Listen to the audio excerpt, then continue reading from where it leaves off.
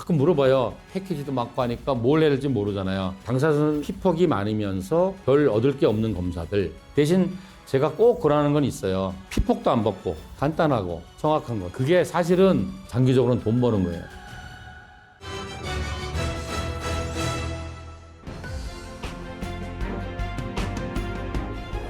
일반적으로 하는 건강검진은 건강을 검진하는 게 아니에요. 질병검진이에요. 구조가 망가졌나를 보는 거야. 사람들은 간암 환자는 피검사에서 간 수치가 엄청 나쁠 거라고 생각해요. 천만에요. 간암 환자 피검사 간 수치 좋습니다. 왜냐면 이게 간이야.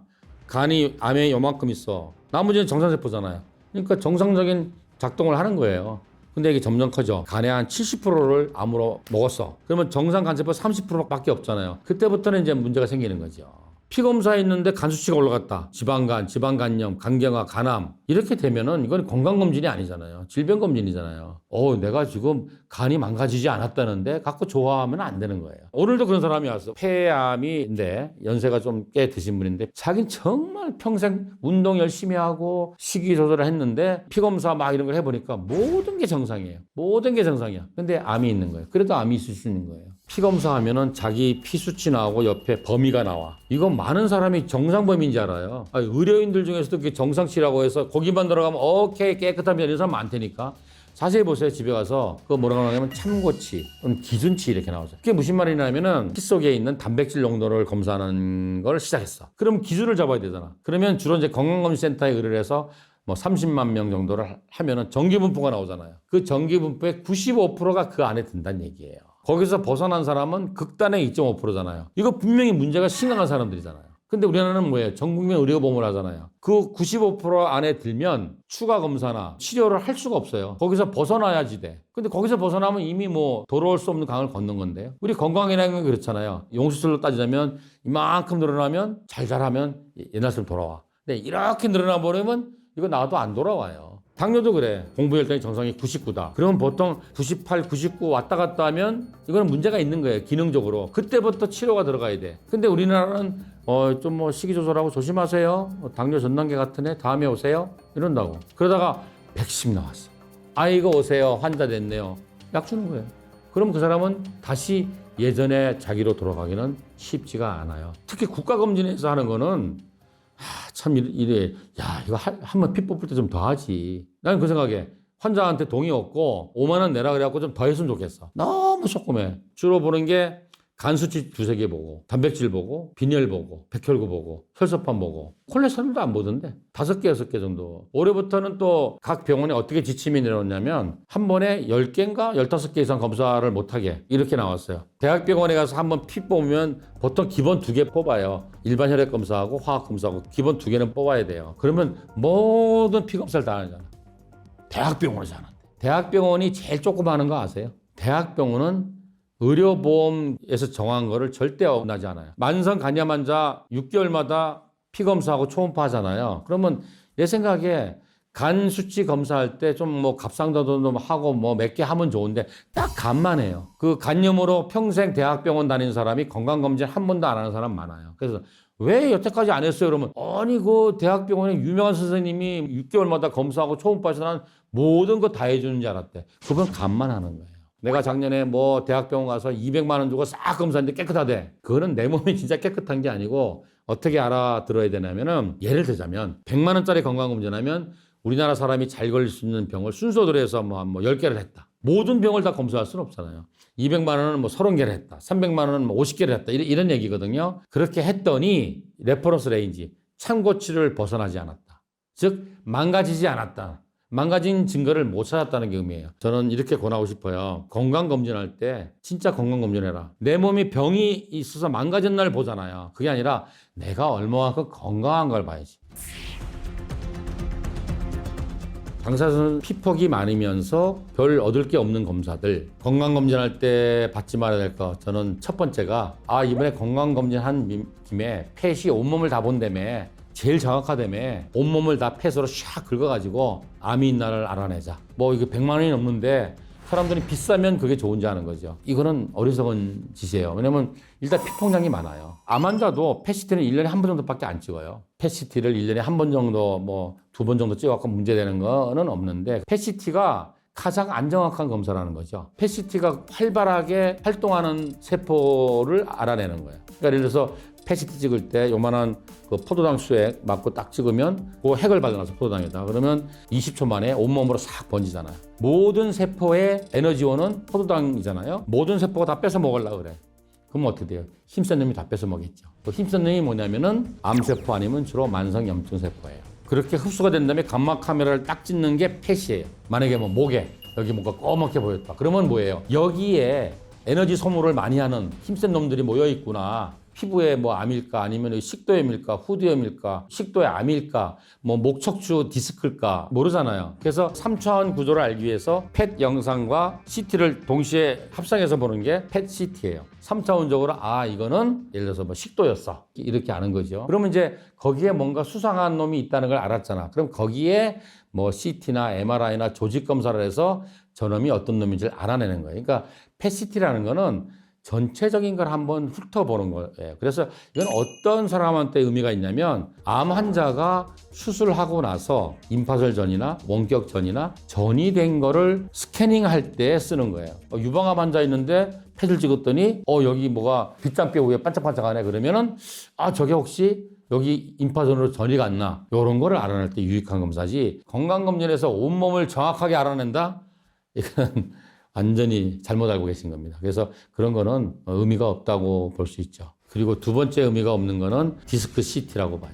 건강검진할 때 CT를 찍는 거는 큰 의미가 없어요. 평소에 내가 목하고 어깨 아팠어, 뭐 허리 아팠어. 이번 기회에 건강검진할 때 CT 찍어볼까? 경추, 흉추 다 찍어줘 이런 거는 의미가 없다. 자기가 허리가 아파서 어깨가 아파서 정형외과 다니다가 그 선생님이 이거는 정밀검사를 해봐야 되겠다. 그럼 그때 하면 되죠. 그럼 그때는 의료보험도 돼요. 근데 건강검진에서 하면 100% 자기가 내야 돼요. 그리고 얻을 게 없어요. 복부 CT도 마찬가지예요. 복부 CT는 조영제를 써서 해야지. 조영제 안 쓰면 뭐 시커멓게 나와서 뭐가 뭔지 몰라요. 보통 일반 CT보다 조영제를 쏘아서 하는 CT는 피폭량이 2배 정도 돼요. 물론 그렇다고 해도 그게 뭐 10 전후 많아봤자 20이 안 돼요. 안 되지만 쓸데없이 찍을 필요는 없잖아요. 꼭 필요하면 예를 들어서 건강검진에서 초음파를 봤는데 콩팥에 뭔가 혹이 보이는데 이게 악성인지 양성인지 모르겠어. 그럴 때는 CT 찍어봐야죠. 특히 우리 간상동맥 CT 있잖아요. 심장에. 이거는 피폭량이 18 정도 돼요. 그래서 나이도 어리고 고혈압도 없고 심전도도 문제가 없는 사람이 그렇게 할 필요가 있냐. 혈압이 좀 있고 내가 작년에도 심전도가 좀 이상이 있었어. 그러면 이번에는 심장의 기능을 좀 정확하게 보기 위해서 트레드밀 검사 있잖아요. 심장 부하를 해서 하는 검사라든지 아니면 심장에 초음파를 찍어서 판막이 잘 움직이나 볼 수 있는데 아무 문제가 없는 사람이 심장 초음파까지 찍을 필요는 없을 것 같고 또 그런 사람이 심장 CT, 관상동맥 CT까지 찍을 필요는 없다. 물론 예전에 병력이 있은 사람은 반드시 해야 되겠죠. 근데 그런 사람들은 심장내과에서 처방해서 해요. 의료보험으로 할 수 있는 검사를 건강검진에서 하는 거는 일단 다 한 번 더 생각해 보셔야 됩니다. 그리고 건강검진에서 뇌 CT나 뇌 MRI를 찍는다. 그것도 좀 말이 안 되는 소리예요. 왜냐면 신경학적 증상이 의심이 되면 신경외과나 신경과에서 의료보험으로 뇌 CT나 뇌 MRI를 찍어요. 볼 수 있는 게 뇌 종양이나 뇌 경색, 뇌출혈 이것밖에 없는데 그런 건 증상이 나타나잖아. 아무것도 없는데 뭐하러 그걸 찍냐 이거야. 가끔 물어봐요. 패키지도 많고 하니까 뭘 해야 될지 모르잖아요. 제가 꼭 그러는 건 있어요. 피폭도 안 받고 간단하고 정확한 거 초음파.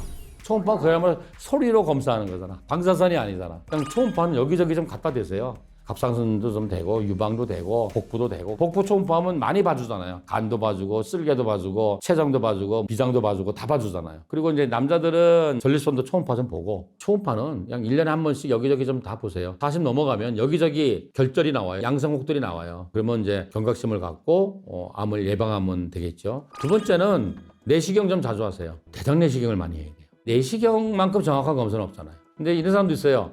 내시경 나고 힘들어서 위장관 촬영했어. 그건 옛날에 하던 방식이거든요. 내시경은 직접 볼 수 있으니까 참 좋다. 그리고 국가검진에서는 대장암 검사한다 그래. 혈흔이 있나를 보는 거죠. 그러면 이제 뭐 치열이나 치질이나 대장암이나 뭐 이런 것들이 있을 수가 있는데 분면 검사에서 이미 혈흔이 나올 정도면 대장암이 진행된 사람이에요. 분면 검사에서 혈흔이 나오면 국가에서 그때 대장 내시경을 해줘요. 그러지 말고 그냥 자기 돈 내서 대장 내시경 하세요. 우리나라가 대장암 발병 1위 국가가 됐잖아요. 대장암의 씨앗이 뭐냐면 용종이잖아요. 용종이 생길 때마다 떼내면 되는데 요즘은 젊은 사람들이 대장 내시경 하면 용종 많이 나와요. 내가 생각에는 지방간만큼 많을 것 같아. 대장 내시경은 매년 할 필요는 없어요. 왜냐하면 위암은 만성 위축성 위염이나 이런 것들이 빨리 암으로 진행할 수 있지만 대장의 용종은 보통 암으로 되는데 5년 내지 10년이 걸린다고 그러니까 합계 권고사항은 531이에요. 뭐 이번에 했는데 용종 안 나왔어. 그러면 5년 후에. 근데 이번에 했더니 용종 나왔어. 그럼 3년 후에. 대부분 3년 후에 자기가 생활 습관, 특히 시기를 바꾸거나 체중을 줄이지 않으면 용종 또 나와요. 리스크 팩터가 있다. 아, 우리 집안에 대장암 직자감 환자가 많아. 내가 지금 이미 뚱뚱하고 비만이고 고혈압 당뇨가 있어. 이런 사람들은 그냥 매년 해라. 위내시경 할 때. 30대 중반부터는 위내시경 해보면은 태반이 위험 나올걸요. 우리나라 사람은 워낙 짜고 이런 거 많이 먹잖아요. 위내시경은 한 40 넘어가면 1년에 한 번씩 해라. 내가 꼭 추천하는 게 있어요. MRA라는 걸 꼭 추천해요. MRA는 MRI에다가 혈관 조영술을 엔지오그래피를 섞은 거예요. 그래서 내 혈관을 볼 수 있어요. 우리가 예를 들어서 혈전이 있다든지 혈관이 두꺼워졌다든지 이런 거를 검사하기가 쉽지가 않아요. 심장 혈관은 그게 영상으로 잘 안 보여요. 그래서 혈관 조영술을 해야 되는데 왜 사타구니에 넣어가지고 이거는 그 자체가 위험하기도 하지만 이게 방사능 피폭이 굉장히 많아요. 그래서 보통은 심근경색으로 응급실 쓰러져 왔을 때 검사 겸 치료를 해서 뚫고 들어가는 거거든. 근데 이걸 건강검진을 할 수는 없잖아요. 근데 뇌는 그렇게 안 해도 MRA를 찍으면 뇌 혈관을 싹 볼 수 있어요. 그러면은 40, 50명 중에 한 명은 혈관에 꽈리 있어요. 혈관이 이렇게 부풀어 올라 있어. 그러니까 부풀어 올라 있으니까 팍 터질 수가 있잖아요. 그러니까 이게 아무 증상도 없다가 갑자기 팍 터지면은 사망 아니면 후유증 남는 거죠. 평생에 한 번 정도는 40대 정도는 한번 해보세요. 40, 50명에 한 명 반드시 있다니까요. 국가검진에서 안 해주는 것들 있잖아요. 뭐 초음파나 내시경 같은 거는 꼭 추가해서 하세요. 그게 사실은 장기적으로는 돈 버는 거예요. 정말 오래전부터 우리 병원 오는 사람은 전부 다 비타민 D 검사하거든요. 비타민 D 수치를 보면 이 사람이 영양제 먹는지 안 먹는지 알아요. 다들 그렇게 알죠. 아이 무슨 영양제야. 밥 잘 먹고 햇볕 보고 운동하면 비타민 D 올라간다고. 전부 다 뻥이에요. 우리나라 햇볕으로 비타민 D를 합성을 하려면 전제 조건이 있어요. 우리나라가 북위 37도쯤 되잖아요. 한 4월에서 10월 정도만 가능해. 겨울은 안 돼. 10월 정도에 햇빛이 가장 강렬할 때 뭐 한두 시쯤에 20분 이상을 큰 관절이 노출돼야 돼. 어깨 관절, 뭐 고관절, 무릎 관절. 그리고 20분을 매일 쬐면 되는데 그거 할 수 있겠어요? 그리고 유리창을 통해서 들어오는 자외선은 비타민 D 합성을 못 해요. 그리고 시골에 농사 짓는 분들 가끔 오거든요. 그분들도 결핍이에요. 왜냐면 농부들도 밀짚 모자 쓰고 전부 다 두르고 하잖아요. 그래서 비타민 D 또 뭐 비타민 B군 뭐 이런 거 보면은 영양제 안 먹으면 다 결핍이에요. 대학은 영양소 중에서 에너지를 만드는 거대 영양소만 관심 있잖아. 탄수화물, 단백질, 지방을 몇 대 몇으로 먹으세요라고 하잖아. 근데 그거는 자동차 휘발유야. 휘발유가 없으면 난 자동차가 가지를 못해. 그러니까 그거는 일단 말할 필요도 없고 그게 아니라 우리는 건강하고 싶잖아요. 건강한 거는 미세 영양소야. 비타민, 미네랄 뭐 이런 것들이에요. 그런 걸 검사를 하시라는 얘기예요. 자동차의 엔진 오일이지. 또 우리 몸을 병들게 하고 녹슬게 하고 만성염증에 빠지게 하는 게 활성산소잖아요. 스트레스 받으니까 나올 수밖에 없어요. 그래도 그걸 관리해야죠. 활성산소를 없애는 게 항산화 능력이잖아요. 내 몸에 항산화 능력이 얼마큼 있는지. 코로나 바이러스를 잡아먹는 거, 뭐 암의 재발을 억제하는 거, 내 몸의 면역력이잖아. 내 몸의 면역력은 얼마큼 있는지 기본적으로 요 정도는 해줘야 되지 않겠나. 암 표지자가 뭐 10개 정도 되는데 주로 뭐 간암, 췌장암, 위암, 대장암, 폐암, 자궁경부암, 난소암 이 정도가 알 수 있는 건데 모든 검사에는 민감도라는 게 있고 특이도라는 게 있어요. 민감도는 뭐냐면 병이 있는 걸 있다고 알아낼 확률, 특이도는 병이 없는 걸 없다고 알아낼 확률. 이게 100%인 검사가 없어요. 그래서 우리 병원 전부 암 환자만 오잖아요. 근데 신기한 게 진단받자마자 이렇게 온 분들은 이게 올라간 사람은 한 10%? 그래서 이게 상당히 진행해야 이게 올라간다는 걸 아셔야 돼요. 이거 건강검진하면 이제 종양피 이제 쫙 하잖아요. 나는 그건 해야 된다고 봐요. 암도 상당히 진행돼도 증상이 없는 경우가 많기 때문에 그걸 전부 다 뭐 검사하기 힘드니까 그 피검사라도 해서 아주 진행된 건 발견해야죠. 근데 피검사에서 올라갔다. 그러면 이제 뒤져야지.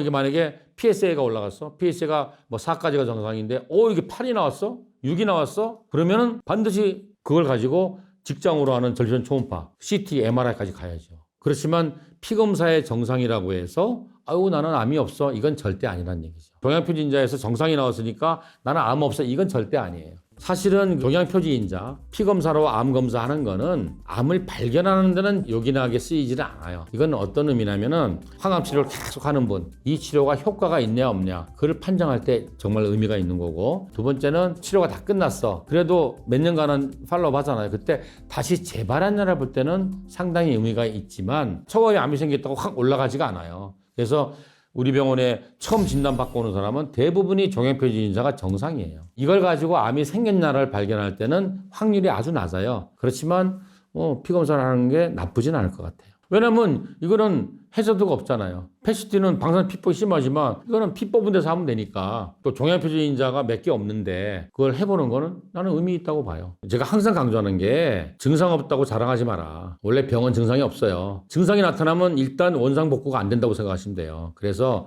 아무 문제 없을 때 건강한 생활 습관을 통해서 건강을 유지해야 되겠지만 건강검진 체크 꼭 하세요. 보통 다 미루고 막 하기 싫어 하다가 건강보험공단에서 계속 독촉당 날라오잖아요. 이거 안 되겠다 싶어서 보통 이제 막 12월 달 되면 막 몰리잖아요. 그때 가면은 아무래도 너무나 많은 사람들이 오면은 검진하는 선생님들도 조금 집중력이 떨어질 수 있겠죠. 한가할 때 분포가 돼서 하면 좀 더 정확한 검사를 받을 수 있겠죠. 그래서 막판에 몰려서 하지 마시라. 건강검진 센터 뭐 많은데 글쎄 꼭 비싸다고 좋은 건 아니고요. 내시경이라든지 초음파는 검사하는 사람들의 숙련도와 스킬이 좀 중요해요. 피검사는 누가 뽑아도 다 기계가 딱 답이 나오니까 의미가 없는데, 초음파는 어떻게 보느냐 각도에 따라 다를 수 있고, 내시경도 얼마나 숙련된 분이 하느냐. 그래서 숙련된 의사 선생님이 있는데 방사선과 전문의나 소화기내과 전문의가 있으시면 훨씬 좋겠죠.